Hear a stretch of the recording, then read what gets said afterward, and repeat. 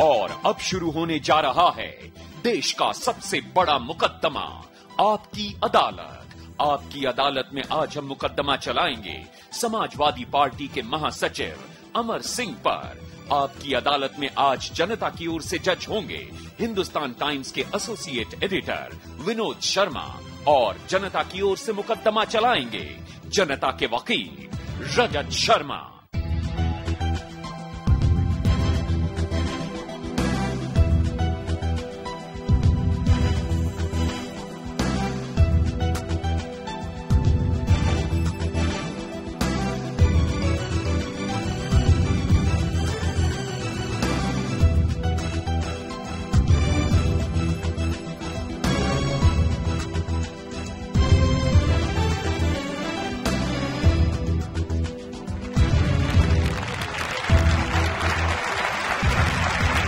नमस्कार, आपकी अदालत में आपका स्वागत है। उत्तर प्रदेश में चुनाव का मौका है, बहुत गर्मी है, चुनाव की गर्मी और मौसम की गर्मी।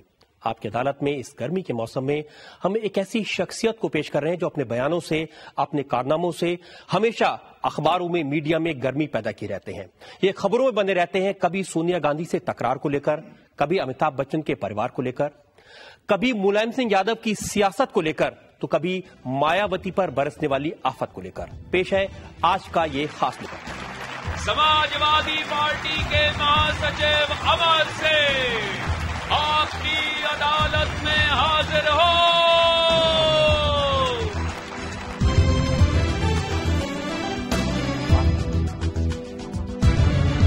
आपकी अदालत में मुकदमा शुरू करें, इल्जामात और सवालात का सिलसिला शुरू करें, इससे पहले विनोद शर्मा की इजाजत चाहेंगे आज की कार्रवाई शुरू करने के लिए। अदालत की कार्रवाई शुरू करें। और इससे पहले कि पहला इल्जाम लगे अमर सिंह पर, उनसे हम सवाल पूछें, एक नजर डालेंगे उस पृष्ठभूमि पर जिसमें आज का यह खास मुकदमा चलाया जा रहा है। उत्तर प्रदेश में चुनाव की गर्मी में अगर कोई नेता सबके निशाने पर है तो वो हैं समाजवादी पार्टी के महासचिव। कांग्रेस हो या बहुजन समाज पार्टी, भारतीय जनता पार्टी हो या राष्ट्रीय जनता दल, हर किसी के भाषण में अमर सिंह का जिक्र जरूर होता है। लेकिन ये भी सही है कि समाजवादी पार्टी की चुनाव सभाओं के लिए मुलायम सिंह के बाद अमर सिंह की सबसे ज्यादा डिमांड है। समाजवादी पार्टी के अलावा अमर सिंह की पहचान है अमिताभ बच्चन के छोटे भाई के रूप में। अमर सिंह का जिक्र किया जाता है उद्योगपतियों के समाजवादी दोस्त के तौर पर। अमर सिंह को याद किया जाता है उनके तीखे भाषण के लिए। अमर सिंह को निशाने पर रखा जाता है उनकी राजनैतिक चतुराई के लिए। ये समाजवादी पार्टी है और सबसे मीठा फ्रंट मुलायम सिंह, इसलिए सुश्री अटल जी और सोनिया जी एक हाथ में पत्थर लेकर के क्या सांप्रदायिकता, क्या टीकाप्रस्ती, क्या धर्मनिरपेक्षता, सब उस फल को खाने के चक्कर में और पेड़ का सारी फसल को हड़प करने के चक्कर में पड़ा हुआ है। आपकी अदालत में अमर सिंह अपनी पैरवी खुद करेंगे। तो मुकदमा शुरू होता है। आपकी अदालत में पहला इल्जाम समाजवादी पार्टी के महासचिव अमर सिंह पर। आपकी अदालत में समाजवादी पार्टी के महासचिव अमर सिंह पर आरोप है कि उत्तर प्रदेश के इलेक्शन कैंपेन में आपका प्रचार झूठा है। अमर सिंह जी, अगर सबसे ज्यादा जिक्र किसी प्रचार का होता है तो उस डायलॉग का जो आपने अमिताभ बच्चन से डिलीवर करवाया, जिसमें वो ये कहते हैं कि उत्तर प्रदेश में दम है क्योंकि जुर्म यहां कम है, इसका यकीन नहीं होता आसानी से। नजर जी, मैं बहुत आदर से कहना चाहता हूं कि यह जो विज्ञापन चला है इसमें हमारे प्रतिद्वंदी विपक्षी दलों ने भी इसका प्रतिवाद चुनाव आयोग को किया था। तो चुनाव आयोग को हमने स्पष्ट रूप से बताया कि नेशनल क्राइम ब्यूरो जो शिवराज पाटिल जी के गृह मंत्रालय के अधीन है, यह उसका आंकड़ा है और उसके आंकड़े के अनुसार उत्तर प्रदेश का जुर्म में 28वां स्थान है। इस प्रचार में श्री अमिताभ बच्चन जी ने यह नहीं कहा कि जुर्म नहीं है, उन्होंने कहा उत्तर प्रदेश में दम है क्योंकि जुर्म यहाँ कम है। मैंने सोनिया गांधी का भाषण देखा, कानपुर की बड़ी सभा थी, उन्होंने कहा कि ये कहना गलत है कि उत्तर प्रदेश में जुर्म कम है, उन्होंने कहा उत्तर प्रदेश में तो माफिया का राज है। अब मैं नाम नहीं लेना चाहता, लेकिन उत्तर प्रदेश में जब कांग्रेस की सरकार बनी तो कितने कुख्यात माफिया के लोग विधायक बने, सांसद बने, और अब तो बंगाल के नंदीग्राम की फायरिंग के बाद रतलाम में 500 बच्चों की हड्डियां अस्पताल के परिसर में मिलने के बाद छत्तीसगढ़ में एक ही दिन एक ही रात को 50 पुलिसकर्मियों की नृशंस हत्या के बाद मैं ये नहीं कहता कि उत्तर प्रदेश में जुर्म जितना भी है वो उचित है। हम उसके लिए शर्मिंदा हैं और उसका दायित्व भी हम निर्वहन करने के लिए तैयार हैं। लेकिन जहां जहां यूपीए का अथवा एनडीए का शासन है, भारतीय जनता पार्टी अथवा कांग्रेस का शासन है, लोग जिनके अपने घर शीशे के हों वो दूसरों के घर पत्थर नहीं फेंकते। मैं आपको रीसेंट उदाहरण देता हूं। कविता मर्डर केस हुआ, उसमें मंत्री आपकी सरकार के किरणपाल सिंह, उनका नाम आया। मधुमिता शुक्ला का केस है, अमरमणि त्रिपाठी जो जेल में बंद है वो समाजवादी पार्टी के हैं। देखिए, मधुमिता शुक्ला का जब कांड हुआ तो अमरमणि जी उस समय बहुजन समाज पार्टी के बहुत ही मजबूत कद्दावर मंत्री और सुश्री बसपा सुप्रीमो सुश्री के अन्यतम विश्वसनीय सहयोगियों में थे। यह सत्य है कि बाद में जब हमारी सरकार का गठन हो रहा था तो अमरमणि त्रिपाठी अपने सहयोगियों के साथ समाजवादी पार्टी में सम्मिलित हुए। मैं ये नहीं कहता कि जब वो बहुजन समाज पार्टी के साथ थे तो अपराधी थे, अभी वो हमारे साथ आ गए हैं तो उनका अपराध कम हो गया है, लेकिन मामला विचाराधीन है, न्यायालय में है। तो जब तक न्यायालय में यह तय न हो जाए, सजा न मिले, तब तक उन्हें संदेह का लाभ निश्चित रूप से देना चाहिए। और दूसरी बात जो आप कह रहे हैं किरणपाल सिंह जी के लिए, वो बहुत ही सज्जन व्यक्ति, बहुत ही ईमानदार और स्वच्छ छवि के व्यक्ति हैं। बल्कि एक अजीत सिंह जी के दल के एक मंत्री हैं, हमारे साथी हैं मिराजुद्दीन, उनके अंतरंग संबंधों का लेखा जोखा आया है, बातें आई हैं।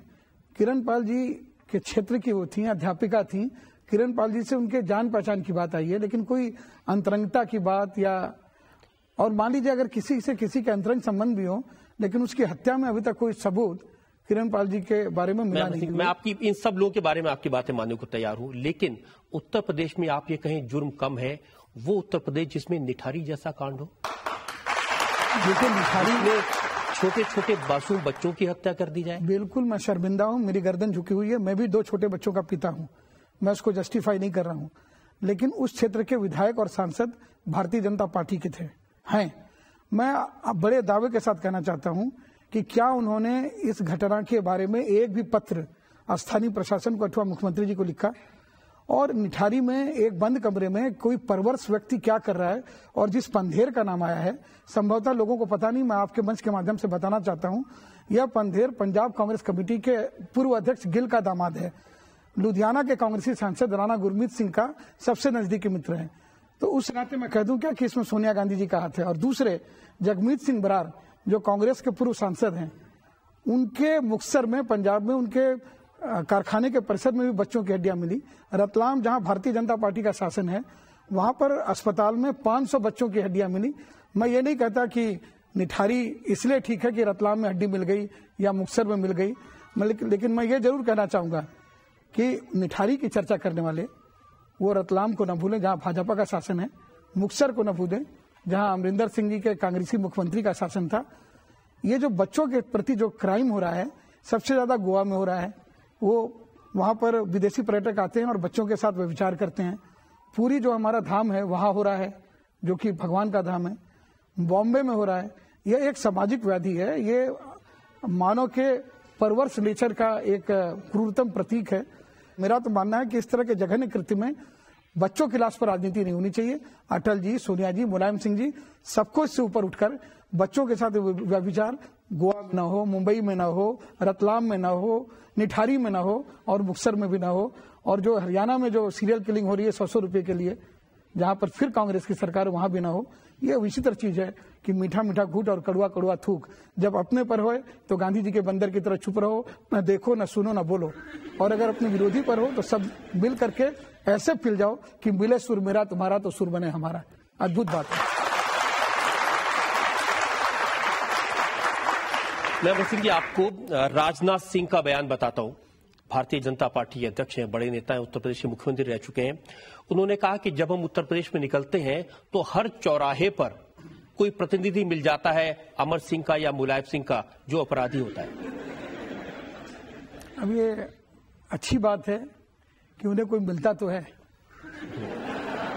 और हम तो जाते हैं हर जगह खोजते हैं कि राजनाथ सिंह जी का और भारतीय जनता पार्टी का कोई प्रतिनिधि मिल जाए, अच्छा या बुरा।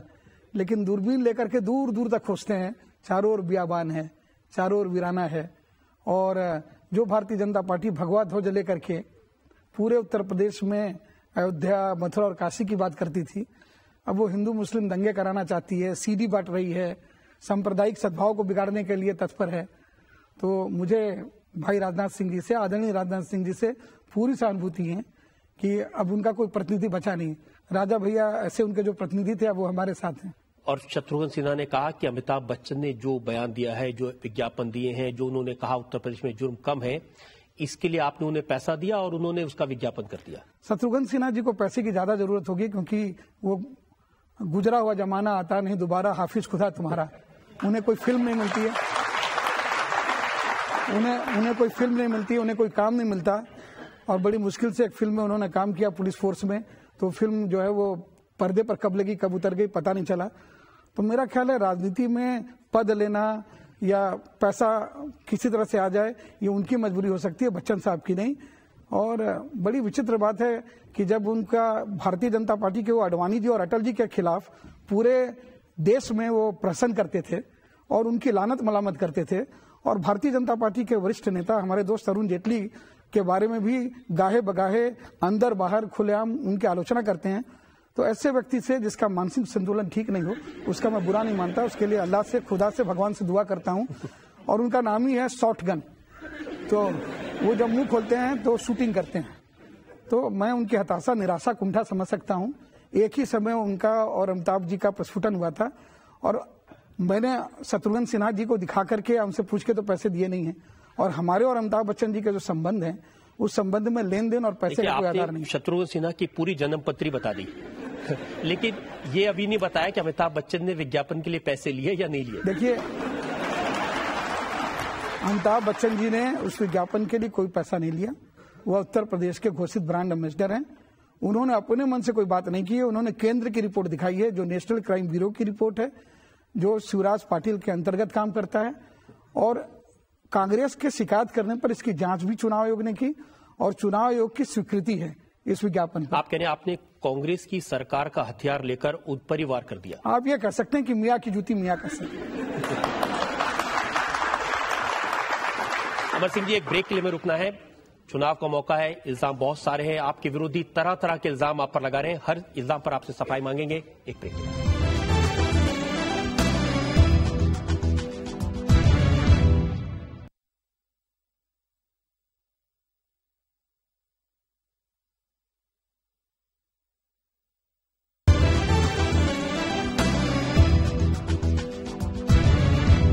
आपकी अदालत में आज हम इल्जाम लगा रहे हैं, सवाल पूछ रहे हैं, सफाई मांग रहे हैं समाजवादी पार्टी के महासचिव अमर सिंह से। आपकी अदालत में अगला इल्जाम। आपकी अदालत में समाजवादी पार्टी के महासचिव अमर सिंह पर इल्जाम है कि सरकार का इस्तेमाल दोस्तों के विकास के लिए किया। ये इल्जाम मेरा नहीं है, सोनिया गांधी का है। जब उत्तर प्रदेश में जाती हैं वो कहती हैं कि समाजवादी पार्टी ने विकास की सिर्फ बातें की, अगर विकास किसी का हुआ तो समाजवादी पार्टी के दोस्तों का, उनका मतलब है आपके दोस्तों का। मेरा कहना है रजत जी, आज ही कांग्रेस ने मुकेश अंबानी की सेज सजाई है। सेज मतलब वो वाली सेज नहीं, बिछौने वाली, स्पेशल इकोनॉमिक जोन वाली। 5000 हेक्टेयर की अनुमति दी है महाराष्ट्र में और गुड़गांव में, और मुकेश अंबानी का विरोध करने वाले भजनलाल और उनके पुत्र को निकाल के बाहर रास्ता दिखा दिया है। तो कुछ तो लोग कहेंगे, लोगों का काम है कहना। अगर मैंने दोस्तों का काम किया है तो सोनिया जी को आपके माध्यम से मैं खुलेआम बताना चाहता हूं कि अनिल अंबानी, जिनके लिए बड़ी चर्चा होती है, वो अनपारा सी टापी परियोजना में बहुत इच्छुक थे कि उनको मिल जाए। हजारों करोड़ की परियोजना थी, लेकिन हमने पारदर्शी टेंडर किया और उसमें लैंको के लोग जीत गए, अनिल अंबानी को हरा दिया, और लैंको के मालिक कांग्रेस के आंध्र प्रदेश के निर्वाचित सांसद हैं। दूसरा, सुबीराम रेड्डी, इनके सरकार के मंत्री हैं, उनके सगे संबंधी जीवी के रेड्डी, जिनको कि एयरपोर्ट का बड़ा ठेका दिया गया है, जिसके ऊपर बड़ा विवाद हुआ है, वो श्रीनगर की तापीय परियोजना, उस तापीय परियोजना में वो जीत गए। हमने उनको पकड़ा दिया। वो केंद्रीय मंत्री सुवीराम रेड्डी के सगे संबंधी हैं। और ये दोनों महानुभाव, ये लैंको के कांग्रेसी सांसद जो मालिक हैं और सुवीराम रेड्डी के संबंधी जीवी रेड्डी, इन्होंने कहा कि हम आपके लिए क्या कर सकते हैं। हमने कहा जो कुछ करना है आप लोग कांग्रेस के लिए करिए। आप लोग एक काम हमारे लिए कर सकते हैं कि आप जब ये हस्ताक्षर करें अनुबंध का, तो आप दोनों का कांग्रेस पार्टी से गहरा संबंध है, आप हमारे अगल बगल बैठ करके हमारी मुक्तकंठ से प्रशंसा कर दीजिए। और ऐसा इन दोनों ने किया। तो सोनिया गांधी को ये उनकी ईंट का जवाब हमारे इस क्रिया प्रणाली के पत्थर से मैं उनको दे रहा हूं। ये भी तो सही है ना अमर सिंह जी, अनिल अंबानी है या सहारा है या बिरला है, इन लोगों को, ये सब जो लोग आपकी समिति के सदस्य हैं, इन्हें प्रोजेक्ट्स मिले हैं उत्तर प्रदेश में। कुमार मंगलम बिरला उत्तर प्रदेश में आए तो बड़ी जलन है, अनिल अंबानी उत्तर प्रदेश में आए तो बड़ी जलन है। यही लोग वाणिज्य मंत्रालय के केंद्रीय सलाहकार बोर्ड में रहें, परामर्श दें, तो कोई बात नहीं। अगर बिल क्लिंटन सोनिया गांधी से मिले तो बहुत अच्छा है, अगर मुलायम सिंह और अमर सिंह के साथ खाना खा ले तो बहुत बुरा है। यानी ये एकाधिकार होना चाहिए, एक परिवार का, एक खानदान का, मलिका हिंदुस्तान और दुख्तरे इटालिया, सिर्फ उन्हीं का सब कुछ होना चाहिए। और कोई अगर कुछ कर दे तो बहुत मुसीबत है। उनका तो कहना यह है कि जो केंद्र सरकार से मदद मिली उसका इस्तेमाल उत्तर प्रदेश में विकास के लिए नहीं किया गया। इससे बड़ा झूठ नहीं हो सकता रजत जी। यहां मजबूत से मजबूत लोहा टूट जाता है, यहां मजबूत से मजबूत लोहा टूट जाता है। कई झूठे इकट्ठे हो तो सच्चा टूट जाता है।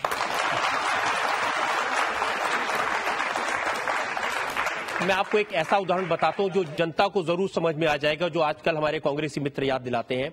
उत्तर प्रदेश में अमिताभ बच्चन, अभिषेक बच्चन की जितनी फिल्में रिलीज हुई उन सबको टैक्स फ्री करा दिया, सिर्फ इसलिए कि आपके परिवार के लोग हैं। इसलिए नहीं, इसलिए कि अमिताभ बच्चन जी जब सोनिया गांधी जी के परिवार के अभिन्न मित्र और सदस्य रहे, उन्हें राजनीति में बहुगुणा जी के विरुद्ध जब इस्तेमाल करके जब बहुगुणा जी को पराजित किया गया तो कोई बुराई नहीं थी। सुनील दत्त जी को लाया गया, कोई बुराई नहीं थी। नरगिस दत्त जी को सांसद बुलाया गया, कोई नहीं बुराई थी। दिलीप साहब को लाया गया, कोई बुराई नहीं थी। राजेश खन्ना तक को लाया गया, कोई बुराई नहीं थी। दाऊद इब्राहिम के साथ कथित संबंधों के आरोप में घिरी नगमा को भी घुमाया गया तो कोई आपत्ति नहीं थी। लेकिन अगर जया बच्चन सांसद हो गई तो उनकी संसद की सदस्यता भी खारिज करवा दी गई। और मैं आपको एक चीज बता दूं रजत जी, आज नहीं कल भी अगर अमिताभ बच्चन की फिल्में आएंगी और अगर हमारे हाथ में सत्ता रहेगी तो मैं टैक्स फ्री कर दूंगा। इसलिए करवाऊंगा कि वह उत्तर प्रदेश का उन्होंने नाम पूरे विश्व में किया है। फ्रांस की सरकार उन्हें अपने देश का सर्वोच्च नागरिक सम्मान दे सकती है, उनके नाम में सड़कें रख सकती है। लेकिन मैं आज खुलेआम कर रहा हूं, ब्लैक फिल्म में सर्वोत्कृष्ट अभिनय करने के लिए जूरी ने उन्हें सर्वश्रेष्ठ अभिनेता घोषित किया।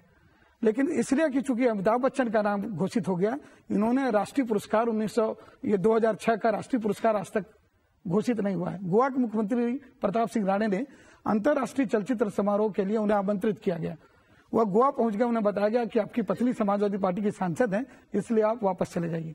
जो व्यक्ति अपने देश के और अपने परिवार के पुराने लोगों की संबंधों का निर्वहन भी नहीं कर सकता, इस सीमा तक छोटी बातें कर सकता है, उसके लिए मुझे कुछ नहीं कहना है। मेरा जहां तक प्रश्न है, अमिताभ बच्चन हमारे परिवार के हैं, हमारे बड़े भाई हैं, लेकिन वो योग्य हैं। उन्होंने अपना नाम किया है और उत्तर प्रदेश के कोई भी कलाकार हो, चाहे वो बिरजू महाराज हो, चाहे वो हरिप्रसाद चौरसिया हो, चाहे अमिताभ बच्चन हो और चाहे बिस्मिल्लाह खान साहब थे, उत्तर प्रदेश का नाम जिसने ऊपर किया है उसको हम बढ़ाएंगे। मुझे कोई लज्जा नहीं है। लेकिन उन पर जब भी कोई इल्जाम लगता है, चाहे उन्हें इनकम टैक्स का नोटिस आए या फिर दूरदर्शन पर उनको दिखाया ना जाए, आप हर बार सामने आते हैं। देखिए, बड़ी विचित्र और अद्भुत बात है। अमिताभ बच्चन के जीवन की समस्या यह है कि वो दूरदर्शन पर कम कैसे दिखें। वो बीमार होते हैं तो दूरदर्शन उनको कवर करता है, वो दाढ़ी बढ़ाते हैं तो वो खबर होती है, वो दाढ़ी कटा देते हैं तो वो खबर होती है कि आज अमिताभ ने दाढ़ी बढ़ाई, आज अमिताभ ने दाढ़ी कटाई। तो और हमारे घर परिवार में विवाह हो रहा है, हमें आप लोगों के अखबार से पता चला विवाह कहाँ हो रहा है। कभी जोधपुर में हो रहा है, कभी बीकानेर में हो रहा है, कभी ग्वालियर में हो रहा है। तो मुझे क्षमा करिएगा, दूरदर्शन में उन्हें आप न दिखाइए, उसकी उन्हें जरूरत नहीं।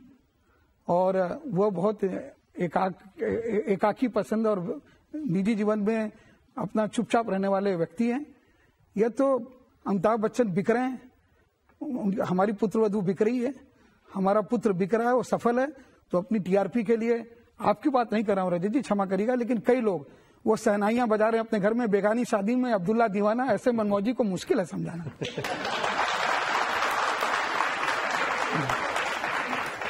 आपने जिक्र किया है ऐश्वर्या अभिषेक की शादी का, क्या ये बात सही है कि जो लोग आपके मित्र नहीं हैं या जिनसे आपकी तकरार है उन्हें शादी में कतई नहीं बुलाया जाएगा? देखिए ऐसी बात है, इस शादी में माता जी की तबीयत खराब है, तेजी जी की, तो यह शादी, इसमें सिर्फ परिवार के लोग सम्मिलित हो रहे हैं और मेरे पास ही कम से कम 400-500 लोगों का स्नेह भरा एक पत्र आया है और अनुरोध आया है कि हमें भी जरूर बुलाना है। बड़े बड़े लोगों का आया है, हम उनका नाम नहीं लेना चाहते, लेकिन ये शादी जो है वो व्यक्तिगत जीवन की एक बड़ी पवित्र चीज होती है। इसे कोई तमाशा तो नहीं बनाना है। जैसे अभी एक शादी हुई थी, बहुत तमाशबीनों के लिए तमाशा बनी, बड़े बड़े मैगजीन्स को बेच दी गई, फोटोग्राफ बेच दिए गए, इवेंट बेच दिया गया, स्पॉन्सर हुआ, तो शादी कोई प्रदर्शनी नहीं है। अभी अलग बात हुई, अमिताभ बच्चन है, उनकी माँ अभिषेक के पिता अमिताभ बच्चन है, माता का नाम जया बच्चन है और चचा का नाम अमर सिंह है, पुत्र होने वाली पत्नी का नाम ऐश्वर्या राय है। तो भगवान ने पतली कलम से इस बच्चे की तकदीर लिखी है, कोई क्या करे। इसका भाग्य है कि इसके परिवार में सभी अपने अपने जगह में सभी जाने माने और स्थापित लोग हैं, लेकिन इसमें किसी को बुलाने का प्रश्न तब उठता है ना जब एक बहुत बड़ा प्रदर्शन हो, बहुत बड़ी भव्यता हो। जो पुराने पारिवारिक मित्र हैं, गांधी परिवार, सोनिया जी, इनको बुलाया जाएगा या नहीं? अब इसके बारे में मैं कोई उत्तर नहीं दूंगा रजत जी, मुझे क्षमा करें, क्योंकि ये हमारा व्यक्तिगत जीवन है और इस व्यक्तिगत जीवन को हम सार्वजनिक परिधि में ले आने के में बिल्कुल असमर्थ हैं।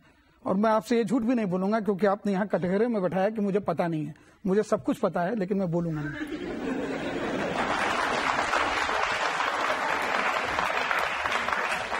अमर सिंह जी, ये बात भी सही है कि किसी की अगर तकरार हो अमिताभ बच्चन से तो फिर वो आपके निशाने पर जरूर आ जाते हैं। मैं उदाहरण देता हूं शाहरुख खान का। फिल्म इंडस्ट्री के बड़े सितारे हैं, लेकिन जब मौका लगता है वो आप पर कमेंट करते हैं और जब मौका लगता है आप भी थोड़ा सा चपत लगा देते हैं। देखिए मैं आपको बताऊं, एक तो अमिताभ जी का और शाहरुख का कोई वैमनस्य और टकराव है ही नहीं, क्योंकि टकराव उनमें होता है जो आमने सामने के लोग होते हैं। अमिताभ जी 64 साल के हैं, शाहरुख 40+ हैं। शाहरुख रोमांटिक हीरो हैं आज भी, अमिताभ जी चरित्र अभिनेता हैं, वो अपनी उम्र का रोल करते हैं। अगर शाहरुख का कभी कोई प्रतिस्पर्धा होगी तो अभिषेक से हो सकती है, अमित जी से नहीं। अमित जी ने जो कीर्तिमान स्थापित किया है, अभी उसके घुटने तक शाहरुख नहीं आए हैं। जहां तक मेरा सवाल है, मैं शाहरुख की पत्नी गौरी का बहुत सम्मान करता हूं, उसे बहुत प्रेम करता हूं और उसने हरदम हमें आदर दिया है, बड़ा आदर दिया है। मैं हरदम गौरी का प्रशंसक रहा हूं और मैं स्पष्ट कहना चाहता हूं कि जो गलत बयान उन्होंने शाहरुख खान ने दिया है एक आध बार कि मैंने गौरी से क्षमा याचना की बात कही, ये भी गलत है। क्योंकि फिल्म फेयर के समारोह में एक महिला के संदर्भ में उन्होंने कह दिया कि हमें अमर सिंह की आंख में दरिंदगी दिखाई देती है। और मैंने ये जरूर कहा कि उनकी पत्नी मुझे बड़ा स्नेह करती है, सम्मान करती है, उसे मेरी आंख में दरिंदगी नहीं दिखाई देती, लेकिन शाहरुख को दिखाई देती है। जाकी रही भावना जैसी, प्रभु मुहूर्त देखी तीन तैसी। आपके जो समर्थक थे, आप उन्हें फैन कह सकते हैं, समाजवादी पार्टी के फॉलोअर कह सकते हैं, उन्होंने शाहरुख खान के घर पर जाकर प्रदर्शन किया। ये बहुत गलत बात है, इसकी मैं घोर निंदा और भर्त्सना करता हूं, क्योंकि जिसने भी ये किया उत्साह के अतिरिक्ता में ठीक नहीं किया। क्योंकि मेरी आंखों में दरिंदगी है ये कह के और मैं मौन रहा, मैं हंसता रहा, इससे मेरा सम्मान बढ़ा और शाहरुख खान का सम्मान घटा। और शाहरुख खान ये पहली बार नहीं किया है, ये इसके पहले भी एम्स्टर्डम में गए थे, तो वहां पर एम्स्टर्डम के बारे में आईफा के कार्यक्रम में कुछ कह दिया और उन्होंने एक बयान और दिया कि हमारे घर में छोटे छोटे बच्चे हैं, उनको रुलाने का अधिकार किसी को नहीं है। तो मेरे भी 2 छोटे छोटे बच्चे हैं, वो शाहरुख खान की फिल्में देखते हैं, शाहरुख खान को प्यार करते हैं, शाहरुख खान को पसंद करते हैं। उन्होंने भी जब वो फिल्म फेयर का कार्यक्रम देखा तो उन्होंने दृष्टि और दिशा ने मुझसे पूछा कि पापा ये शाहरुख अंकल आपके लिए ऐसा गंदा क्यों बोल रहे हैं। तो उनके छोटे बच्चों को तकलीफ हुई उस नारेबाजी से, मेरे छोटे बच्चों को तकलीफ हुई शाहरुख खान के उस गंदे भद्दे कमेंट से। अमर सिंह जी, एक और ब्रेक के रुकेंगे और ब्रेक के बाद अमर सिंह पर जनता के इल्जामात और सवालात का एक और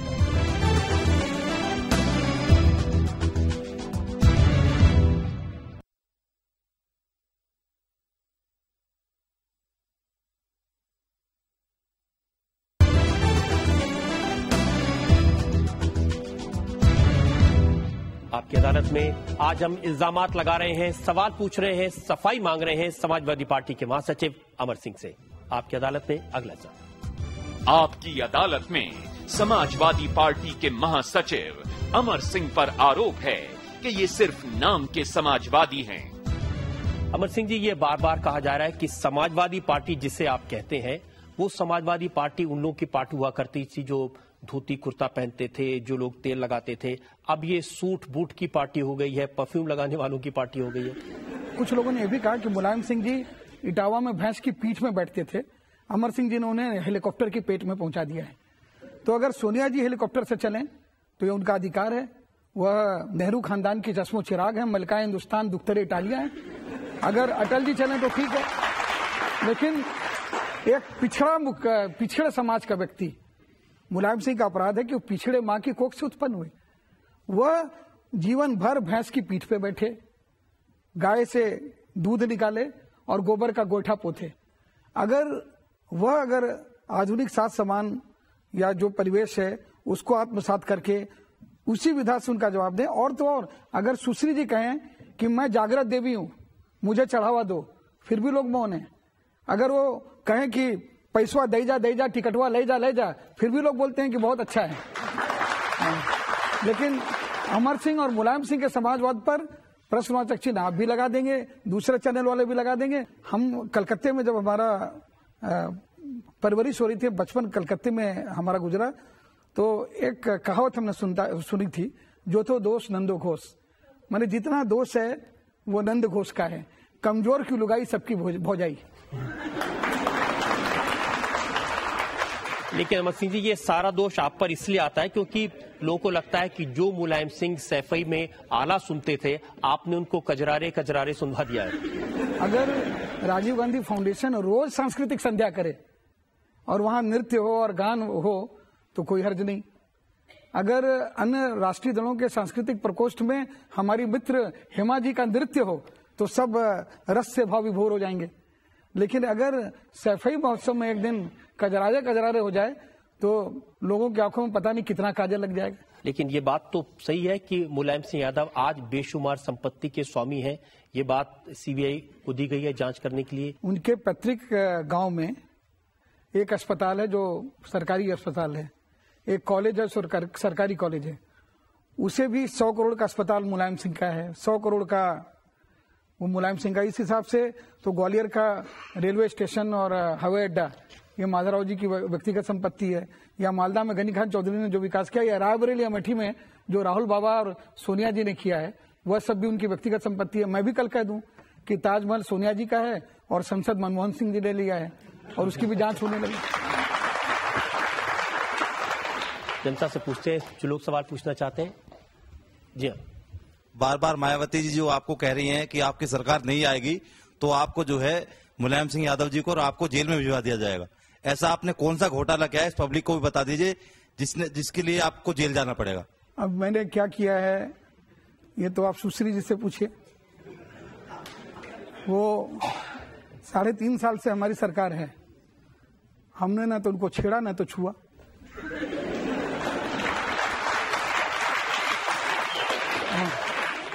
और वो सत्ता में अभी आई नहीं है और उसके पहले उन्होंने मुझे छेड़ने और छूने की तैयारी कर ली। तो मैं तो डर के मारे उनका नाम भी नहीं लेता। मैं तो अपने नाम के आगे वो सुश्री फला लिखती हैं तो मैं उन्हें सुश्री बुलाता हूं। और मैं तो ये भी कहना चाहूंगा कि हम क्षत्रिय हैं, हमारी बेटी होती है तो उसे हम स्नेह करते हैं, माता का आदर करते हैं, प्रेसी और प्रियतमा या पत्नी हो तो उससे मोहब्बत करते हैं। हम महिलाओं से लड़ते बिल्कुल नहीं। तो हम अपनी परंपरा के प्रतिकूल अगर हम सरकार में आएंगे तो उनको छेड़ेंगे नहीं, छुएंगे नहीं, उनकी रक्षा करेंगे। और अगर वो मुझे बंद करना चाहती हैं तो इसके पहले भी उन्होंने 200-300 आरोप लगाए थे, FIR किया था। पूरे ताकत से मुझे और मुलायम सिंह जी को छोड़ने का कोई यत्न उन्होंने नहीं किया था और भारतीय जनता पार्टी उनकी पार्टनर थी। मेरे ऊपर पोटा लगाने की भी चेष्टा की थी। तो मुल्क में कानून का राज है, आप ऐसे लोग उनकी सहानुभूति है।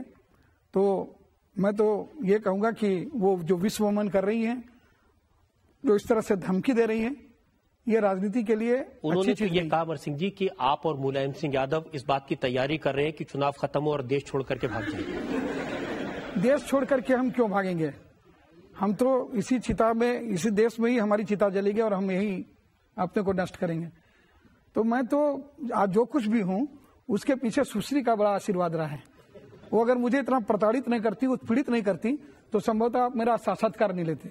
उन्होंने प्रताड़ित करके, उत्पीड़ित करके, फर्जी मुकदमे चलाकर मुझे एक पूर्व मुख्यमंत्री और भावी मुख्यमंत्री पद की उम्मीदवार वह अपने निशाने पर मुझे रख रही है। वह जितना मेरा नाम लेगी सुश्री, उतना मेरा कद बढ़ेगा और मैं सुश्री को बहुत धन्यवाद देता हूँ। अमर सिंह जी, और बहुत सारे लोग हैं जो आपके पीछे पड़े हैं, उनकी भी एक लंबी फहरिस्त मेरे पास में है, उनके बारे में आपसे पूछूंगा। एक देखिए।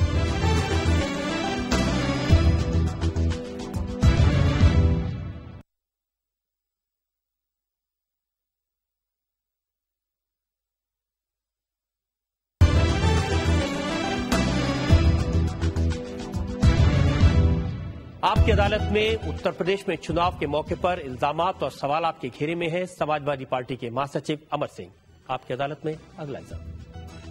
आपकी अदालत में समाजवादी पार्टी के महासचिव अमर सिंह पर इल्जाम है कि इन्होंने राजनीतिक दोस्तों को दुश्मन बना लिया। अमर सिंह जी, हमने बात की सोनिया गांधी की, हमने बात की मायावती की, ये लोग तो आपके राजनीतिक दोस्त नहीं थे, लेकिन आपकी पार्टी में बहुत सारे ऐसे लोग थे, या आपकी सरकार के समर्थक थे, अजीत सिंह, राज बब्बर, बेनी प्रसाद वर्मा, ये सारे के सारे लोग पार्टी छोड़कर चले गए, साथ छोड़कर चले गए। दोस्त दोस्त ना रहा, प्यार प्यार ना रहा, जिंदगी मुझे तेरा एतबार ना रहा। तन की हवस मन को गुनहगार बना देती है, सत्ता की भूख इंसान को गद्दार बना देती है। ऐसा है रजत जी, उमा भारती जी, आदरणीय कल्याण सिंह जी, जनसंघ के पुराने पुरोधा बलराज मधोक जी, अपने दल से, अपने परिवार से जो अलग होता है, बाहर जाता है, वो मिट्टी में मिल जाता है। और अजीत सिंह जी का आपने नाम लिया, वो हमारे दोस्त थे, हैं और रहेंगे। व्यक्तिगत मैं उनका बहुत आदर करता हूं, इसलिए उनके विरुद्ध कुछ नहीं बोलूंगा। लेकिन इतना तो इतिहास है कि वह कांग्रेस की कैबिनेट में रहे, वो अटल जी की कैबिनेट में रहे, उनके लोग सुश्री की कैबिनेट में रहे, और उसके बाद वो साइकिल पर सवार रहे और अब वो अलग हो गए। कि इस बात की क्या गारंटी है मैं दरवाजा क्यों बंद करूं, और बंद भी कर दूं तो रोशनदान खुला रखूं कि चुनाव के बाद वो फिर बगल में खड़े मिले।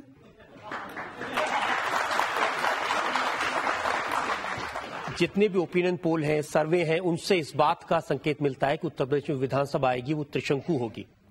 समाजवादी पार्टी को पूरा बहुमत नहीं मिलेगा, सबसे बड़ी पार्टी हो सकती है। तो फिर आप इन्हीं अजीत सिंह की मदद लेंगे, फिर आप सोनिया गांधी के दरवाजे पर जाएंगे? देखिए, राजनीति संभावनाओं का खेल है।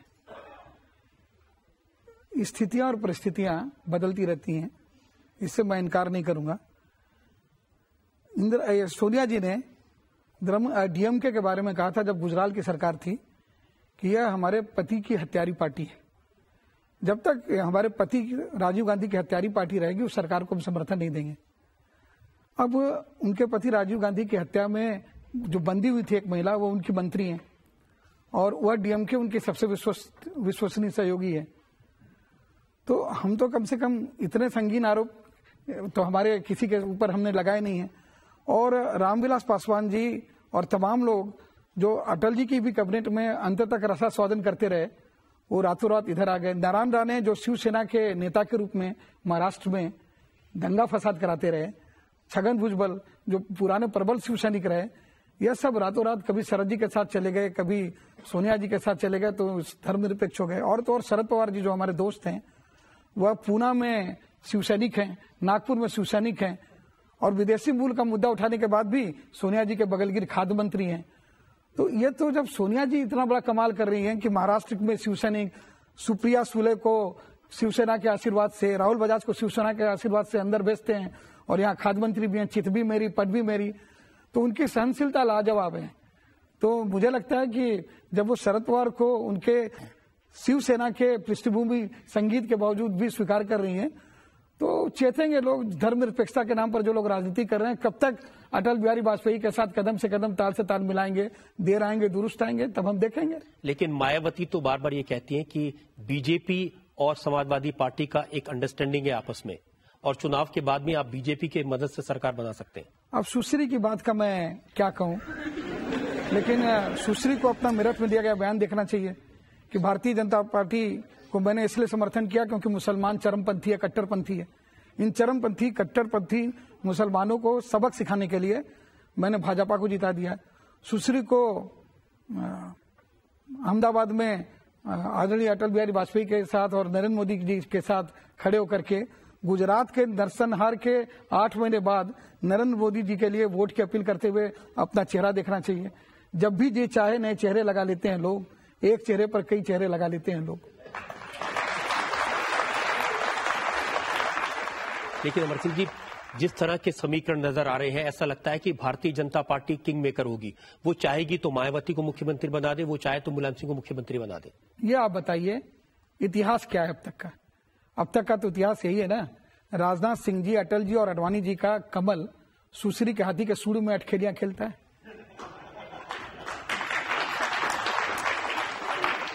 और जहां तक राजनाथ सिंह जी के व्यक्तिगत नापसंदगी का सवाल है, तो राजनाथ सिंह जी भारतीय जनता पार्टी के मालिक तो है नहीं। वह तो संघ का एक फरमान आएगा और उनकी धोती ढीली हो जाएगी। वो तो नामित अध्यक्ष हैं, संघ ने कहा है, संघे शक्ति युगे युगे बैठे हैं कठमुल्ले की तरह। और वह तो राजा भैया के लिए भी बहुत दुखी थे। हमसे व्यक्तिगत बात में कहते थे कि राजा भैया के ऊपर घोर अनर्थ हो रहा है, अत्याचार हो रहा है, लेकिन मैं क्या करूं। वो धृतराष्ट्र की तरह पट्टी बांधे क्षत्रियों के ऊपर, ठाकुरों के ऊपर हुए अत्याचार अनाचार को देखते रहे, और लोकशाही की द्रौपदी नंगी होती रही। तो ऐसे असहाय लाचार अध्यक्ष के बारे में मैं क्या कहूं। जैसे सोनिया जी के लिए आपने दरवाजे खुले रखे हैं, जैसे अजीत सिंह के लिए एक रोशनदान खुला रखा है, क्या कोई खिड़की आपने बीजेपी के लिए भी खुली रखी है? देखिए, समाजवादी पार्टी का जन्म सांप्रदायिकता से लड़ने के लिए नहीं हुआ है, उसका सफाया करने के लिए हुआ है। हम लोगों का राजनीतिक ध्रुव एकदम अलग अलग है, और समाजवादी पार्टी ही ऐसी पार्टी है जिसने सत्ता की कीमत पर सिद्धांत से कोई समझौता नहीं किया है, उसूल से कोई समझौता नहीं किया है। रामविलास पासवान भी अटल जी की गोद में बैठ के आ चुके हैं, डीएमके भी अटल जी की गोद में बैठ के आ चुकी है, और तमाम दल कभी न कभी अटल जी के दल से, भाजपा से समन्वय स्थापित कर चुके हैं। हमने नहीं किया कभी, हमने बिल्कुल नहीं किया कभी। और यह इल्जाम जो कपिल सिब्बल ऐसे जो लोग लगा रहे हैं, हम इनकी बात समझ सकते हैं, क्योंकि सोनिया गांधी जी का राजीव गांधी फाउंडेशन भी नरेंद्र मोदी को सर्वोत्कृष्ट मुख्यमंत्री बताता है, और हर तरफ से नरेंद्र मोदी मायावती को भी अच्छे लगते हैं, वो जाके उनका प्रचार करती हैं। तो मायावती जी और सोनिया गांधी में नरेंद्र मोदी का जो प्रेम है वो सामान्य है। तो इसलिए इन दोनों का, तीनों का सबसे अनुराग हो सकता है। जहां तक हमारा प्रश्न है, हमारा दूर दूर तक कोई समन्वय सामंजस्य होने का प्रश्न ही नहीं उठता। अमर सिंह जी, एक इल्जाम ये लगता है कि समाजवादी पार्टी को कांग्रेस का साथ मिल सकता था, लेकिन आपके व्यक्तिगत रिश्ते खराब हैं सोनिया गांधी से, इसलिए नुकसान होता है। देखिए, यह तो आरोप लगाने की बात है। कॉमरेड हरकिशन सिंह सुरजीत के आदेश पर मैं उनके साथ, उनके 62 सांसद, हमारे 36 सांसद, लगभग 100 सांसदों का जखीरा था हम दोनों के बीच। हम आदरणीय सोनिया जी के निवास पर गए, और वहां पर उपस्थित तमाम उनके चाटुकार मंडली ने मेरा घोर अपमान किया। वह अपमान मेरा नहीं था, हम अपनी पार्टी के प्रतिनिधि के रूप में हरकिशन सिंह सुरजीत जी के कहने से गए। वह अपमान हरकिशन सिंह सुरजीत जी का भी था। तो अब इससे अधिक हम क्या कर सकते हैं। उस अपमान के बावजूद हमने राष्ट्रपति जी को सीधे जाकर के समर्थन का पत्र दिया। अब इससे अधिक तो हम कुछ नहीं कर सकते हैं बनाने के लिए। अमर सिंह जी, मैं आपकी पुरानी क्लिपिंग्स भी देख रहा था, तो मेरे ख्याल से पिछले 8 महीने में आपने करीबन 10 किलो वजन लूज किया है। इसका क्या राज है? इसका राज ये है कि kindly enlighten us on this. पिछले 1 साल से मुझे, मेरा खाना पीना सोना सब आराम है, सोनिया जी की मेहरबानी से। क्योंकि पहले तो उन्होंने मेरा टेलीफोन टेप करवा दिया आईबी के माध्यम से, फिर लाभ के पद के आरोप में हमारी भाभी जया बच्चन को निकलवा, मेरे ऊपर निशाना बनाया। उसके बाद मेरी पत्नी के ऊपर अपने वित्त मंत्री को कह करके इनकम टैक्स की नोटिस ठोक दी। फिर उसके बाद हमारे निकट के लोगों के ऊपर छापे डलवा दिए। वहां तक संतोष नहीं मिला तो खुद राजनीति का चाकू लेकर के राष्ट्रपति शासन लगाने निकल पड़ी। तो मैं न ठीक से सोया हूं, न ठीक से खाया हूं, लड़ाई के मैदान में युद्ध कर रहा हूं और अब भी युद्ध जारी है। तो अगर आपको शुक्रिया अदा करना चाहिए सोनिया जी का कि आपका 10 किलो वेट कम करवा दिया। मेरी कुंडली में शुक्र बहुत प्रबल है और जब शुक्र की महादशा चल रही है, जब शुक्र प्रबल होता है तो महिलाओं से बहुत लाभ होता है, वो चाहे सुश्री हो या सोनिया। वो अगर हमारा बुरा भी करना चाहेंगी तो हमको लाभ देके जाएंगे। ये हमारी कुंडली का कमाल है। वो हमारे पीछे पड़ी तो मेरा शरीर का स्वास्थ्य ठीक हो गया, मैं वजन कम हो गया। और सुश्री पीछे पड़ी तो मेरा राजनीतिक कद निखर के आ गया कि इतनी बड़ी एक मुख्यमंत्री, भावी मुख्यमंत्री, देश की होने वाली अपने को स्वघोषित प्रधानमंत्री, उसके निशाने पर मुलायम सिंह से ज्यादा मैं हूं। मैं बहुत सौभाग्यशाली हूं। हमने अमर सिंह जी से सफाई मांगी उत्तर प्रदेश के चुनाव में होने वाले वायदों को लेकर। हमने उनसे पूछा उत्तर प्रदेश की लॉ एंड ऑर्डर सिचुएशन को लेकर। हमने उनसे पूछा उनके संबंधों को लेकर और समाजवादी पार्टी को छोड़कर गए लोगों के बारे में। आपकी अदालत में हम एक ब्रेक के लिए रुकेंगे और ब्रेक के बाद सुनेंगे आज के जज विनोद शर्मा का फैसला।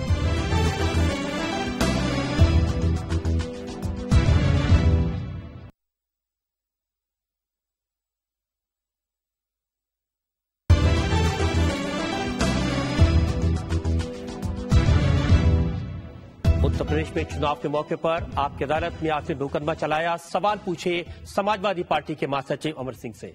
हमने उनसे ये जानने की कोशिश की जो वादे वो उत्तर प्रदेश की जनता से कर रहे हैं, क्या वाकई में उनमें दम है या फिर उनके वादों में दम कम है। अब वक्त है आपकी अदालत में आज के जज विनोद शर्मा के फैसले का। आज के दिन अमर सिंह जी इस अदालत से भी बड़ी अदालत के सामने खड़े हैं।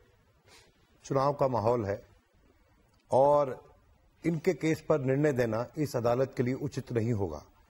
सलाह जरूर ये अदालत देना चाहती है इनको। मिलीजुली राजनीति है आज की और इलेक्शन के दौरान छीटाकशी के बजाय अगर संवाद हो तो बेहतर है। अमर सिंह जी स्वयं लय में बात करते हैं, कविता पढ़ते हैं, तलकबात भी मौसीकी के जरिए कहना चाहते हैं। तो ये अदालत भी उनको ये कहेगी कि दुश्मनी जमकर करो पर इतनी गुंजाइश रहे कि फिर कभी जब दोस्त बन जाए तो शर्मिंदा न हो।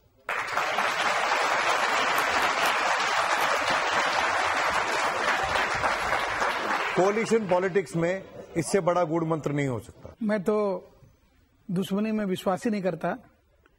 मैं तो दोस्ती करने का अनवरत प्रयास करता हूं। बिन बुलाए भी लोगों के घर चले जाता हूं, लेकिन बड़े बेआबरू होकर तेरे कूचे से हम निकले।